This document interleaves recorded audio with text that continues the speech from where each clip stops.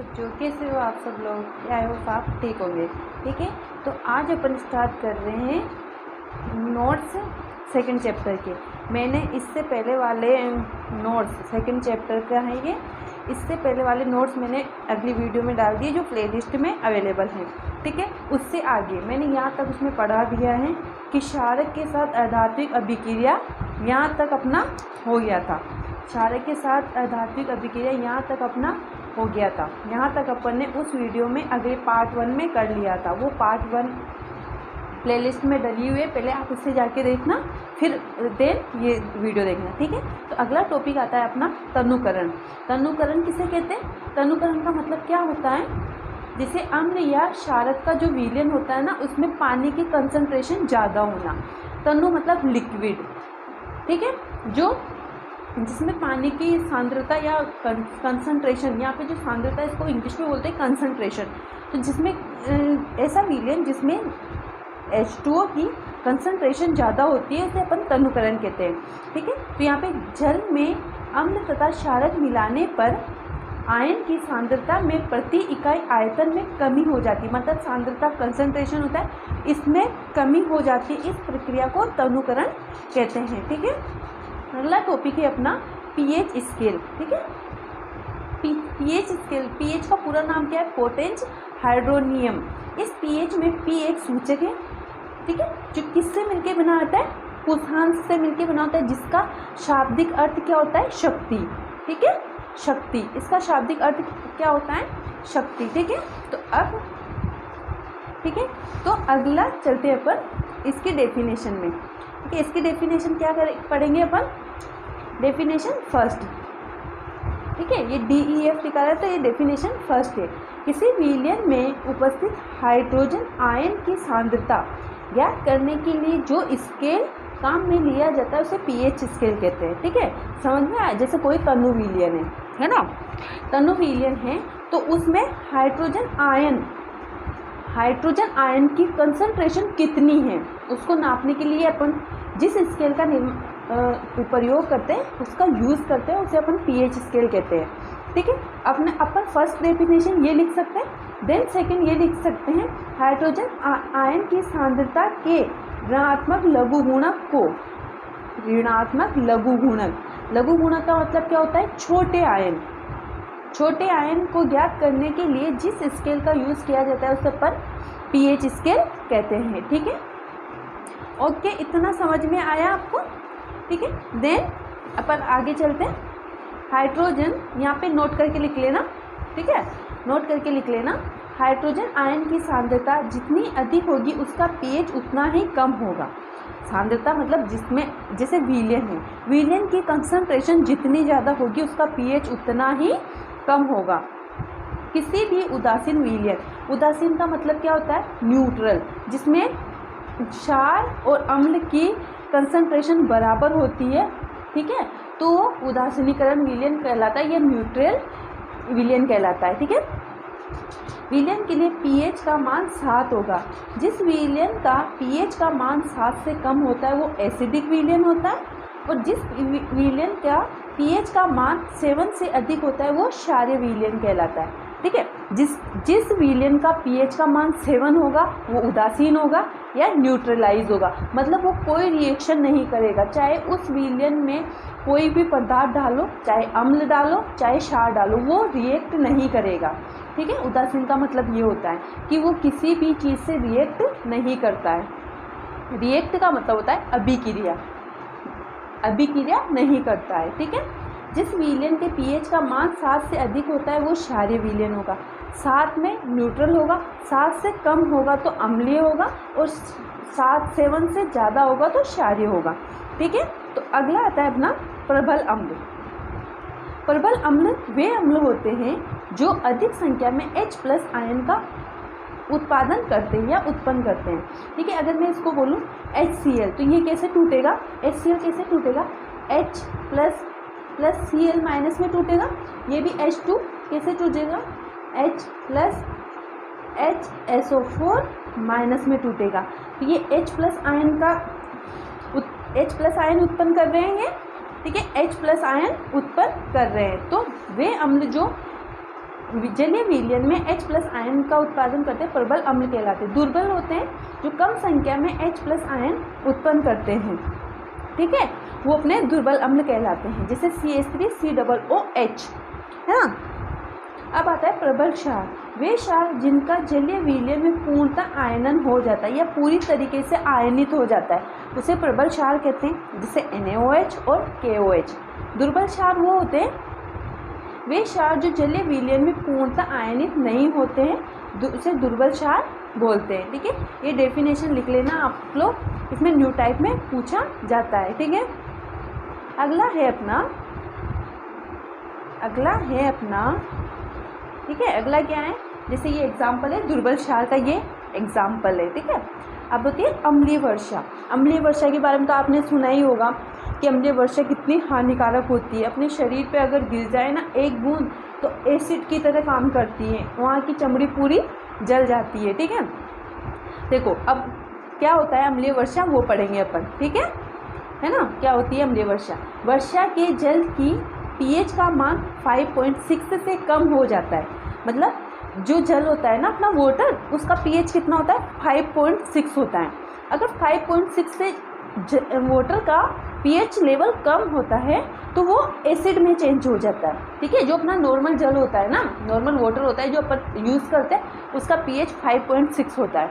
अगर इससे कम हो गया ना तो वो एसिड हो जाएगा, और इससे ज़्यादा होगा तो वो क्या हो जाएगा? क्षारीय हो जाएगा, ठीक है।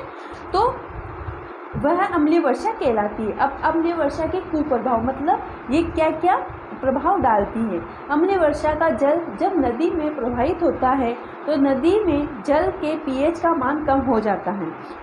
ऐसी नदी में जलीय जीवधारियों की उत्तरजीविता कठिन हो जाती है, मतलब जीने की क्षमता कम हो जाती है। जैसे जल में मछली वगैरह रहते हैं ना, तो उनको सांस लेने में कठिनाइयाँ उत्पन्न होने लगती है, ठीक है, कठिनाइयाँ उत्पन्न होने लगती है। अम्लीय वर्षा के कारण संगमरमर से बना ताजमहल काला पड़ने लगता है, क्योंकि कैल्शियम कार्बोनेट, संगमरमर किसका बना होता है? कैल्शियम कार्बोनेट का बना होता है, जो वर्षा से रिएक्ट कर लेता है, अभिक्रिया कर लेता है, ठीक है। अब दैनिक जीवन में pH का महत्व, अपने दैनिक जीवन में मतलब आम जिंदगी में pH का क्या क्या महत्व है। हमारे शरीर का pH पारस मतलब 7.0 से 7.8 के बीच कार्यशील रहता है। हमारे शरीर का pH कितना होता है? 7.0 से 7.8 के बीच में होता है ना। तो वर्षा के जल का pH का मान 5.6 से कम होने पर ये अम्लीय वर्षा में परिवर्तित हो जाती, जो भी अपन ने ऊपर पढ़ा है। पौधों को भी एक विशिष्ट pH की आवश्यकता होती है। एक विशिष्ट मतलब जैसे पौधे अपना शरीर जैसे 7.0 से 7.8 के बीच कार्यशील होता है, उसी प्रकार पौधों को भी एक विशिष्ट मतलब जैसे 7.6 हो गया, 7.5 हो गया, एक विशिष्ट प्रकार के pH के मान की ही आवश्यकता होती है, ठीक है ना। अगला है तीसरा, हमारा उदर HCl उत्पन्न करता है। यह अम्ल हमारे उदर को हानि पहुँचाए बिना हमारे भोजन के पाचन में सहायता करता है। अपच होने पर, अपच मतलब अपचित भोजन, अपचित होने पर हमारे उदर में अधिक मात्रा में HCl उत्पन्न होता है, जिससे पेट दर्द व जलन का अनुभव होता है, जिसे अपन आम भाषा में बोलते हैं एसिडिटी, ठीक है। कोई व्यक्ति अंट संट खा लेता है तो उसको एसिडिटी हो जाती है। एसिडिटी का मतलब क्या होता है? अपने उदर में HCl का सिक्रेशन ज़्यादा हो जाता है, इसीलिए तो अपन इनो पीते हैं, है ना। तो इसे मुक्त होने पर एंटासिड, इनो में क्या होता है? एंटासिड जैसे क्षारकों का उपयोग किया जाता है, ठीक है। तो ये अपना हो गया pH। आगे चलते हैं अपन, ठीक है। आगे है अपना चौथा, pH का मान 5.5 से कम होने पर दांतों का इनेमेल संक्षारित हो। इनेमेल क्या होता है? जो ऊपर का ये सफ़ेद होता है ना, सफ़ेद सफ़ेद दांतों के ऊपर, इसे बोलते हैं अपन इनेमेल, है ना। जो किसका बना होता है? कैल्शियम कार्बोनेट का, ठीक है, कैल्शियम कार्बोनेट का बना होता है। अब मधुमक्खी का डंक मेथेनोइक अम्ल छोड़ता है। डंक मारे गए अंग में बेकिंग सोडा जैसे दुर्बल क्षारक का प्रयोग करने से आराम मिलता है, ठीक है। मधुमक्खी के डंक में कौन सा अम्ल होता है? मेथेनोइक अम्ल होता है, ठीक है, ठीक है। अब ये कुछ प्राकृतिक अम्ल हैं जो आप लिख लेना और इनको याद भी कर लेना, ठीक है। ये कभी कभी पूछे जा सकते हैं। अब साधारण नमक से बनने वाले पदार्थ, कौन कौन से पदार्थ जो अपन अपने घर में यूज़ करते हैं साधारण नमक, उससे कौन कौन से पदार्थ बनाए जा सकते हैं? एक तो सोडियम हाइड्रोक्साइड, इसे कास्टिक सोडा भी कहते हैं। इसका रासायनिक सूत्र NaOH है। और अपना जो साधारण नमक होता है उसका सूत्र क्या होता है? NaCl। Sodium chloride, sodium chloride के जलीय विलयन में विद्युत प्रवाहित करने पर यह वियोजित होकर सोडियम हाइड्रोक्साइड उत्पन्न करता है। कैसे करता है? जैसे मैं बताऊँ, सोडियम ये है sodium chloride, sodium chloride NaCl है, ये अपना हो गया NaCl हो गया। इससे जलीय मतलब H2O में जलीय विलयन क्या होगा? जिसमें जल की मात्रा अधिक होगी तो NaCl किस में प्रवाहित होगा? H2O में। तो ये विद्युत प्रवाहित करते हैं तो ये सोडियम क्या करता है? NaH, hydroxide NaO, sodium hydroxide उत्पन्न करता है जिसे क्लोर क्षार प्रक्रिया कहते हैं। तो ये क्या बनाता है? इससे H2 गैस तो रिलीज हो जाती है और ये ऑक्सीजन किससे रिएक्ट करता है? सोडियम से। तो सोडियम हाइड्रोक्साइड उत्पन्न करता है, इसे क्लोर क्षार प्रक्रिया कहते हैं। ठीक है, ये देखो NaCl किससे रिएक्ट करेगा? H2O से, तो 2NaOH Cl2 और ये, तो ये हो गया अपना सोडियम हाइड्रोक्साइड। ठीक है, अब उपयोग अपन कहाँ कहाँ उपयोग किए जाते हैं? सोडियम हाइड्रोक्साइड का उपयोग कहाँ कहाँ किया जाता है? बॉक्साइट के धातुकर्म में उपयोग होता है, पेट्रोलियम के शोधन में उपयोग किया जाता है, प्रयोगशाला अभिकर्मक के रूप में प्रयोग किया जाता है। इसके उपयोग याद कर लेना। चौथा है अपना साबुन, कागज, सिल्क आदि के उद्योगों में भी इसका उपयोग किया जाता है। अब है अपना धोने का सोडा। ठीक है, इसका रासायनिक सूत्र, सबके सूत्र जरूर याद कर लेना। अपने न्यू टाइप में सूत्र पूछे जाते हैं, एक एक नंबर में सबके सूत्र पूछे जाते हैं, तो आपको इनके सूत्र, रासायनिक सूत्र जरूर ध्यान रखना है और इनका यूज़, इनका उपयोग कहाँ कहाँ किया जाता है। ठीक है, ओके, चलो आगे बढ़ते हैं। इनका रासायनिक सूत्र Na2CO3 10H2O होता है। बेकिंग सोडा को गर्म करने पर जो सोडियम कार्बोनेट प्राप्त होता है उसके पुनः क्रिस्टलीकरण से धोने का सोडा प्राप्त किया जाता है। Na2CO3 plus 10H2O, Na2CO3 plus 10H2O। ठीक है, विरंजक चूर्ण, विरंजक चूर्ण क्या होता है? विरंजक चूर्ण क्या होता है? इसका रासायनिक सूत्र CaOCl2 होता है। इसे भूजा हुआ चूना व क्लोरीन से क्रिया करके, मतलब किस किस से क्रिया होती है? एक तो भूजा हुआ, ये इसको बोलते हैं भूजा हुआ चूना, और ये होता है अपना क्लोरीन, मिलके क्या बनाता है? विरंजक चूर्ण। ठीक है, पीने वाले जल को जीवाणु मुक्त या रोगाणु मुक्त करने में इसका उपयोग किया जाता है। इसका उपयोग किस किस में किया जाता है? पीने के वाले जल को जीवाणु व रोगाणु से मुक्त करने में, वस्त्र उद्योग के विरंजक के रूप में, प्रयोगशाला अभिकर्मक के रूप में, और कागज उद्योग में भी विरंजक के रूप में उपयोग किया जाता है। अगला अपना बेकिंग सोडा। बेकिंग सोडा, इसे खाने का सोडा भी कहा जाता है, इसे खाने का सोडा भी कहा जाता है। इसका रासायनिक सूत्र क्या होता है? NaHCO3। इसका रासायनिक नाम सोडियम हाइड्रोजन कार्बोनेट है। कच्चे पदार्थों में सोडियम क्लोराइड का उपयोग करके इसका निर्माण किया जाता है। सोडियम क्लोराइड का उपयोग कच्चे पदार्थों में, ठीक है, सोडियम क्लोराइड का उपयोग करके इसका निर्माण किया जाता है। इसका उदाहरण है NaCl प्लस, ये क्या अपना नमक है, ये H2O वाटर है, CO2 गैस है, NH3 अमोनिया गैस है, मिलके NH4Cl और NaHCO3 बनाते हैं, जो अपना बेकिंग सोडा है। इसका उपयोग कहाँ किया जाता है? स्वादिष्ट खस्ता पकोड़े बनाने में। ठीक है, मुंह में पानी तो नहीं आया ना सुन के?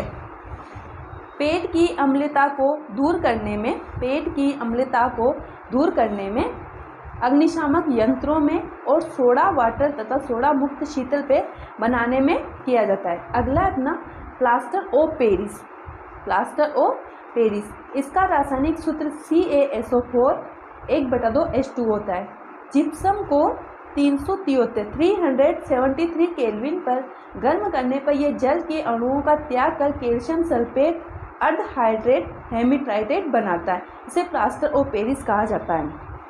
ठीक है, तो प्लास्टर ऑफ पेरिस का नेम क्या है? कैल्शियम सल्फेट अर्धहाइड्रेट हेमिट्राइडेट।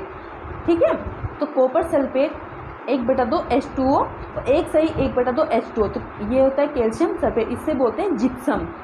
ठीक है, इसका उपयोग किस में किया जाता है? भवन निर्माण में, दंत चिकित्सा में, मूर्तियाँ आदि सजावटी सामानों को बनाने में और टूटी हड्डियों को जोड़ने में। जैसे आपने देखा होगा ना जयपुरी फुट देखा होगा ना, तो वो क्या होता है, प्लास्टर ऑफ पेरिस ही तो होता है। ठीक है, तो ये अपने सेकंड चैप्टर के नोट्स पूरे कंप्लीट हो चुके हैं। अपने नोट्स कंप्लीट होने के बाद मैं आपको क्वेश्चन आंसर की भी वीडियो बना के दूंगी, तो आप क्वेश्चन आंसर की भी बिल्कुल टेंशन ना लें। और आपको हर एक चैप्टर के नोट्स अच्छी तरीके से मिलेंगे। ये नोट्स पढ़ना आपको साइंस में 95 नंबर तो कोई नहीं रोक सकता। ठीक है, तो आप ये अच्छे से पढ़ना। एक बार समझ में नहीं आए दूसरी बार वीडियो देखना। वीडियो को लाइक शेयर ज़रूर कर देना, सब्सक्राइब ज़रूर कर देना, आपको वीडियो डलते ही नोटिफिकेशन मिल जाएगा। ठीक है, थैंक यू।